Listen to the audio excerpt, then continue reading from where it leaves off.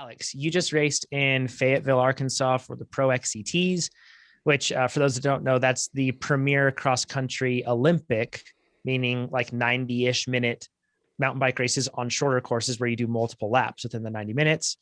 That's the premier series in the United States, the Pro XCTs. So you recently did that, and it was short track and XCO. The courses were totally different than I think a lot of the courses here in the United States for what we have. And it was there's a whole lot to cover. So the first thing I want to talk about, the courses were technical. All around Northwest Arkansas, they have professional trail building organizations that build these trails. And if you go there and you ride there, it will blow your mind. It's amazing to see how high quality the trails are, how cool they are too. They have like very creative, like huge, gigantic, almost like Burning Man art, but turns out that that's part of the trail and you ride that. It's just like, it's amazing. And the stuff they create is really cool. This course is no different. Alex, they had drops, big drops. They had really like, they were man-made in the sense that the rocks were laid in, but like technical and rough, like climby kind of rock gardens. They had a lot of technical terrain to them. How did you, because you've mentioned before that you feel like fitness is like, if you're a video game character, your fitness bar is high, but then your technical bar is the one that you're always investing in to raise higher as well. And that one is lagging behind, relatively speaking, to the uber high fitness that you have. So how did you approach that when you show up to the race and suddenly it's like, whoa, this is, and also more or less kind of one of your first races in a really long time too. You did Cactus Cup before it. What was the learning curve like? Technical terrain, how did you learn it quickly? I think the goal wasn't necessarily to learn it quickly. So actually the first lap, I just went around the course. I had a coworker out there with me, Sam Benedict, who's really good at riding bikes. So it was nice to have him as well. But I actually just went around the course and took the beeline and everything just to take a look at everything. Like, what does the course layout look like? And then slowly, one by one, just started checking boxes. The nice thing, like you said, in Arkansas is there's a lot of trust in the trail builders that if you're going trail speed, then you're going to be okay, kind of thing. So there was a couple, gap jumps and stuff like that, but it kind of takes a piece of fear away from it, knowing that they've designed it to be at the speed of this trail. So as long as you're carrying speed and you're riding along at a normal speed, you're good to go. They also had really cool, and I wish this was more common for people learning to do gaps and stuff, is they had their usual like two pieces of rock. If you're watching on YouTube, I'll try to explain this. So like your normal gap jump, right, would have a gap here, which is like the no-go zone. But what they have in Arkansas is the landing actually has this metal rounded piece. So you could almost just roll off the first one and you'd still make it. And then next time, like, oh, I can carry a little more speed. And then you land a little further until you get to the point that you're actually not landing on the metal at all. And you would have been able to do the original double. So it's kind of like a tabletop of sorts that kind of helps you learn. Case proof. Yeah. Exactly. No lawyers needed. Yeah. Sorry, bad joke. Oh man.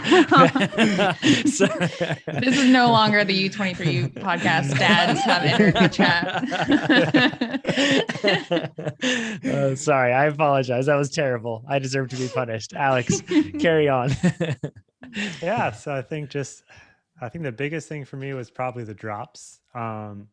There was two different ones. The first weekend had like the main drop that I feel like everybody's seen on Instagram and kind of like the marquee piece of the course. That one, it was more just like I walked up to it, saw that one, and that one I felt like was in my wheelhouse. There was no gap. It was very confidence inspiring to me in the terms of like the landing came all the way up to it. So it's kind of like you can just, as long as you're not nose diving off the end, you'll survive kind of thing. But it was, I don't know, it was a cool highlight of the mountain bike community. Like I said, I was riding with Sam and he pulled me off and I was like, oh, I got it. And then like I heard stories over the whole weekend where it's just kind of like you pass that on, right? Like someone leads you in and then you lead someone else in. There was one of the juniors from the Bear team looking at it and she's like, that doesn't look so bad, like kind of under her breath, like talking herself up. And I was like, no, it's not so bad. Like I explained to her, like there's no gap. You just have to carry speed. She's like, you're going to hit it again? I was like, I can. Like, she's like, oh yeah, will you tow me in? And man, the feeling of like when you go off and you hear behind you, yeah, it's just like Aw. so sick. So it's like now you know she's hitting it in training, and she'll pass that on to somebody else that is also needing help. And it's kind of like, I don't know, I really like that sense of community where everybody just wants to see people succeed. I did a post on it on Insta, but it's just like the second one got me because there's a gap to it. So it's like there's like a failure, right? So it's like for that one, I rolled up to it a bunch of times. I had a buddy, Noah Hayes, lead me into it a couple of times. And I just kept pulling the parachute. And it actually helped me on this one not to have someone in front of me because it was a blind landing. So as soon as I could see the landing when I was rolling up to it, I was like, oh, okay, I got this. And it was the same thing. As soon as I hit that one, someone saw me hit it and was like, oh, would you mind pulling me in? And I was like, no, not at all. And then, you kind of pass that on. So I feel like a course like this just makes the US better at XC, because I feel like there's that attitude of like you come to it and maybe you didn't feel like you could ride these features and then you go and ride them. And I was trying to explain, I feel like there's 3 different levels of like mastery on these features. There's one where it's like, no, that's just over my head. Like I'm not going to try this. I'm going to do the beeline and I'm going to commit to that.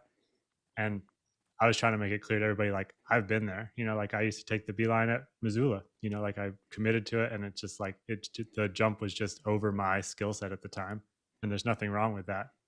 And then the second level is like, I can do it in training when I'm fresh and, cognitively all there, but I'm going to decide to take the beeline in the race because when I'm redlined, I'm not confident in those skills. And then there's level 3, which is like complete mastery.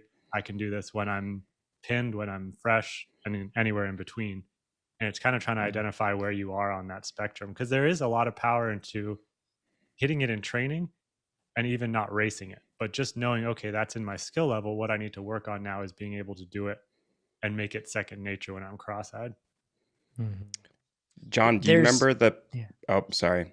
Go ahead, Pete. I was going to say, do you remember the big rock drop at the beginning of Vietnam that Lee took us to and then made us do over and over in practice right at the end? We kind of like skirted around and practiced. And that was another one where I could do it over and over with Lee there and you there and us talking about it. And then in the race, I pointed at it and I was like, nope, I can't do it. And beeline, it was very clear in the race scenario that wasn't going to fly, even though I could do it. I did it 10 times in a row in practice. Yeah, there are differences between when you have that super high cognitive load and fatigue.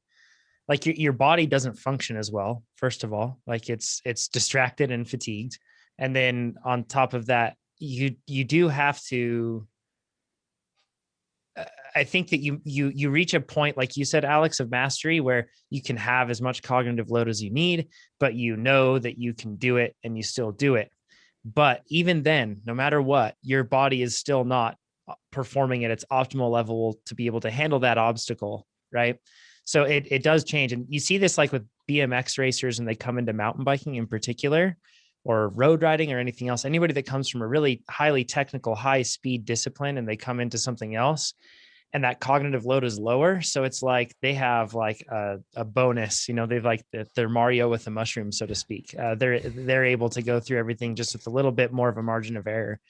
If you like this video, make sure you give us a thumbs up. If you didn't like this video, you can give it a thumbs down, but let us know what you would have done differently in the comments below. If you want to see more of these videos, make sure you subscribe to our YouTube channel. And if you want to become a faster cyclist, check out TrainerRoad.com. Do it.